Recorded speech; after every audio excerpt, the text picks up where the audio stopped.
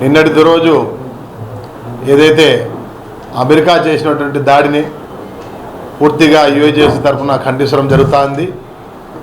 ఏదైతే భారతదేశ నరేంద్ర మోడీ పెద్దన్న పాత్ర పోషిస్తా, నేను శాంతి చర్చలు చేస్తా అని చెప్పేసి విభజించి పాలించడం ఏ విధంగా ఉందో ట్రంప్కి ఏమైనా నేర్పించడం. బహుశా ట్రంప్ పూర్తి స్థాయిలో ఈరోజు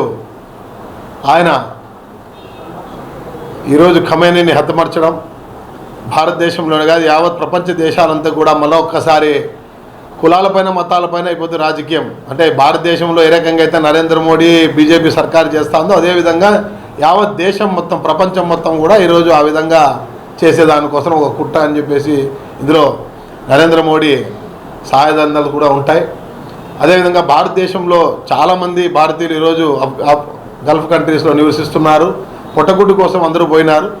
భారత దౌత్య కార్యాలయం కానివ్వండి, భారతదేశంలో నరేంద్ర మోడీ ప్రభుత్వం కానివ్వండి, వాళ్ళందరినీ సురక్షితంగా మరి భారతదేశాన్ని చేర్చాల్సిన ఆవశ్యకత ఉంది. ఏదైతే నిన్నటి రోజు జరిగిన దాడిని నిరసిస్తూ అనంతపురం ముస్లిం జేఏసీ కూడా ఒక శాంతి ర్యాలీని కూడా చేపట్టడం జరుగుతుంది. త్వరలోనే కార్యాచరణను మీకు వివరిస్తామని తెలియజేయడం జరుగుతుంది.